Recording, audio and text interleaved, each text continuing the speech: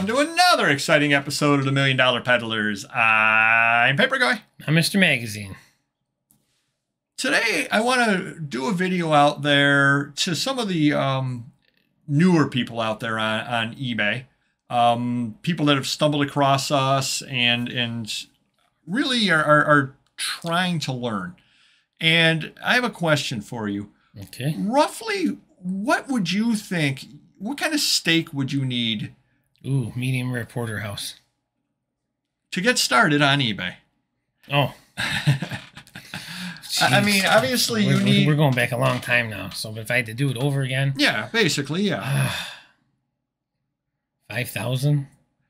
I would say 5,000. If you had $5,000, I think you could get a really, really good start. Now, are you just including inventory, or are you I'm figuring like everything? 1,000, 1,500 computer. If you're going with all that stuff, you're all in, maybe 6,000, 6,500, if you got to buy the router, so if you're doing it out of your house, you may already have this type of stuff. Okay, right. So all in investment, $6,500, but nowadays you can do, which we don't do, but you can do QR codes for your mailing things out.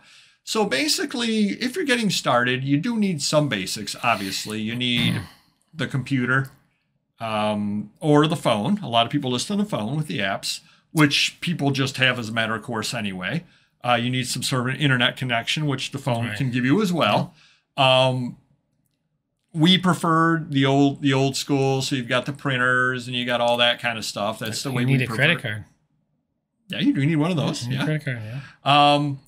And then I think really the only other investment that you need beyond inventory is you need some level of packing supplies. Yep. And you want to definitely have those in advance. And I think that's really, really important, because I've heard a lot of different people, and it's happened to me many times as well, and I'm sure it's happened to you as well, that you sell something that you weren't prepared to sell. It still happens. And all of a sudden you need the right size box, and you're running around, and how much time can you spend trying to find the right size box to ship something out in safely? Sure, it takes time. You could spend 15, 20 minutes at times. Yeah, I was busting on my employee a couple weeks ago. We sold a bunch of Legos, and I was telling him, give yourself an hour to pack everything up, because the Legos are going to take some time. And I think it was like over an hour, and I think he did like 3 or something like that. So I went in there just jokingly, and I said, hey, are you packing all the Legos for Christmas, or are you just packing the 3 that sold, But they do take time. It took him just because he was looking for size boxes, and you got to wrap them good so they don't get damaged, cardboard the inside of the box on top of it all and tape it properly. So, it really took him about 15 minutes a piece. I think he did 3 or 4 in an hour, and, they may be slow. Maybe if you did them regularly, you can speed it up, but you're still talking 10 minutes maybe. Well, but here's the other question I have here for you for those Legos. You sold 3 of them. Were they all the same size Legos, or were they different sizes? They were all large, but different size. Different sizes, some right. Some were different depths. Some were square. Some were rectangular. So. Yeah. And the other problem, too, is if you've got a Lego that is 14 by 12 by 4, you can't put it in a box that's 14 by 12 by 4.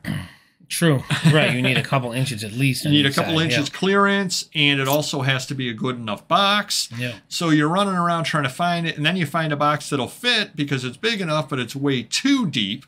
And then you're looking at it going, do I want to Frankenbox it? Do I want to do this? How do I want to do it? You can score it and cut it down, or you can waste more, bubble wrap. So, yeah. Yeah, then you got to worry about oversize, et cetera, et cetera. Too, yeah. So you've got all of that in there. So I want to give that as a quick tip to you if you're starting out, or if you're moving into items that you don't usually sell, or if you're into an item that you sell regularly, but for some reason you feel you're going to sell a lot more of them. I'll give you the perfect example. Funkos. I'll give you another perfect example. Sports cards. Yeah. You might sell sports cards regularly, and you've got the plastic sleeves, you got the hard holders, you've got all this, and you've got, oh, look, I've got 200 hard holders, and I've got 200 plastic sleeves, and I got 200 envelopes. I'm all good to go. And all of a sudden you get a stellar collection in. And you start listing it, and the things are flying off the shelf as fast as you can list them. Or Joe Burrow goes to the Super Bowl. And and you sell 300 Joe Burrow cards, exactly. which had been sitting around, and you only have 200 plastic sleeves and 200 of this and 200 of that. Yep. So you definitely do want to prepare for it, but you want to definitely invest the money in that, packing supplies as well. But now, any tips to people out there who are just starting out, or to even to people that have been around a long time, on using the $3,000, $2,500 we have left over after we've bought the computer and the packing supplies, on inventory and all that sort of thing? Well, obviously, use it if there's any local sales, estate sales, auctions, online auctions. Yeah, I would start there first, I guess. Oh, you can go on eBay, wholesale lots. I've done that before. Yeah. I think probably advice I would give to somebody starting out, if you have at least a little bit of knowledge, is bulk lots. I think those are absolutely the perfect way to get started. Mm-hmm. You pay a lot less per unit, obviously. You do get a lot of junk along with the good stuff, but there's no better way to learn. And if you're, let's just say you just want to get into it, people want to move that stuff out in bulk lots. Right. So you're at the estate sale and you see they've got a big library there and there's only 3 hours left in the sale. Walk up to the person holding the estate sale and say, what are you doing with all these books afterwards? Because sometimes they'll, be donating them to the library, Goodwill. Right. They'll throw them out. They'll just do whatever. And if you can give them $100, all of a sudden you've got your entire van filled with stuff. Right. And that's $100 investment. Now, are there going to be some good things in there that people missed? Yes, most certainly there will be. And you can hit the ground running on listing things. So I don't even think you really truly need that kind of money to get started. Maybe if you're doing it full time, you do, because obviously, especially until you have the contacts, you may not be able to find the stuff all the time. So you may go to those estate sales the first weekend and buy 3 different estate sales out of their leftovers, just to have the stuff. Because then the question comes in, if you're just starting off, what are you doing? What are you listing on Tuesday after the estate sales are done? Yeah. Where you're getting your product at? Right. You don't have a back stock like we have. So you really don't need a ton of money to get started, depending upon whatever level you want to get started at. Obviously, again, you do need things like the computer, the way to list, and that sort of thing. Make sure you do have the packing supplies. But the inventory is probably at least to get started, to learn, the inventory is probably the cheapest, easiest thing to get, I would think. Yeah, it's out there. Yeah, it's definitely out there. And if you're whether you're going to the flea markets, don't be afraid to ask people, hey, what do you want for all of it? Right. What do you want for all of it? Going back many years ago, we're going back probably, 30 years ago. I do remember, and I think I've told the story before, I set up at a comic book show with my father, and they bought another dealer out. They literally bought the dealer out and sat me and my cousin back behind that dealer's table making sales of stuff that they had just bought. So whatever they had it priced at, $8, okay, whatever. Opportunities are out there. And whether you have $10, $100, $1,000, or $10,000, you're going to be able to find opportunities. Right. I don't think I don't think that's going to be a problem as long as you're out there hustling. But I wanted to give you some numbers and give you some ideas on how to get started on this if you're not already. Or again, even if you are an established eBayer, but you're getting into something new. And what made me think of this is you were talking earlier in the week about how you a while ago, and we do have a video up about it on one of our haul videos, where you had purchased a lot of decanters. Yes.